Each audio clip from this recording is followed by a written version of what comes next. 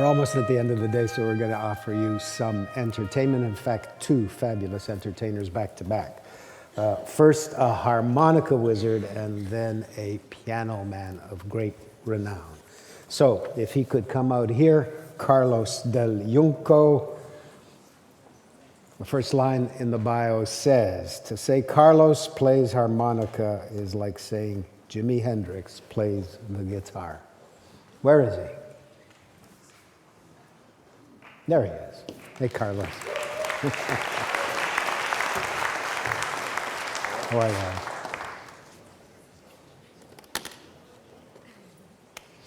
A belly button full of harmonicas. Thank you. Well, I'm thrilled to be here. If you guys still have the attention after a long day, I'd like to talk about this instrument that is bigger than most insects, but smaller than most instruments. This is called the 10-hole diatonic harmonica. So I'm going to give you a quick harmonica 101, okay? It's a 10-hole diatonic harmonica. It was invented back around 1825 and based loosely on something from ancient China, an old instrument called the sheng, about 2,000 years old. And the sheng had these bamboo pipes coming out of a clay gourd. And inside each pipe was a bamboo reed. And the similarity here on this instrument is you have a set of reed plates on the top and on the bottom. And on the top you have these brass reeds pointing in one direction that respond to, and pointing on the bottom the other direction. And you get, on this one, you get the major 7 scale, and you 3 octaves. It's still considered a toy by a lot of people, and I'm sorry to say it's guys like Bob Dylan and Neil Young that have given this a bad name. Brilliant songwriters that they are. It's really, but in mainstream radio, you're never going to hear this thing really featured as an instrument. So I'm here on a mission to change that. And what else can I tell you about this thing? They invented something called the chromatic harmonica back in about the 1930s. Here, you're still missing a bunch of notes, even on the major scale in the bottom part of the harmonica.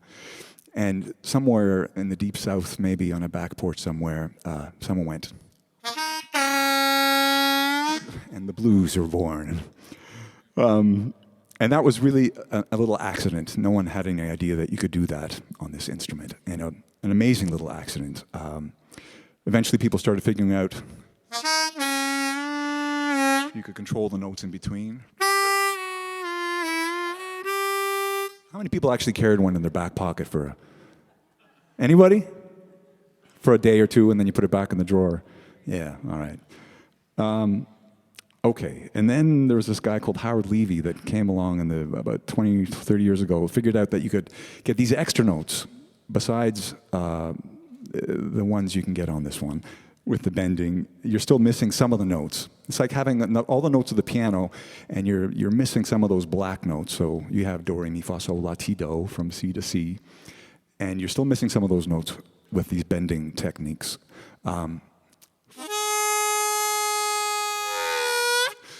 I just popped the note and played a harmonic, and that's called overbending or overblowing, and that allows you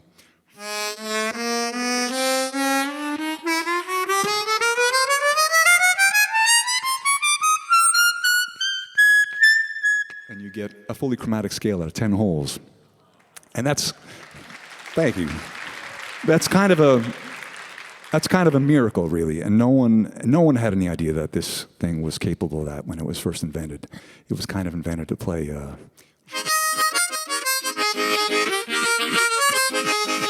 kind of accompany yourself with a couple of chords that are related to each other in one key. And the chromatic harmonica, just to clarify, has a little button on it, and it basically allows you to play the. You play the button and it exposes a whole new set of reeds, and you get.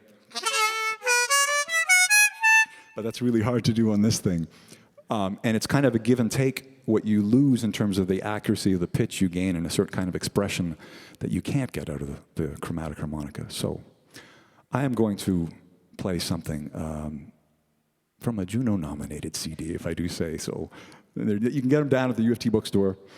And these are, they're going to play some variations on Amazing Grace. Just as soon as I get some.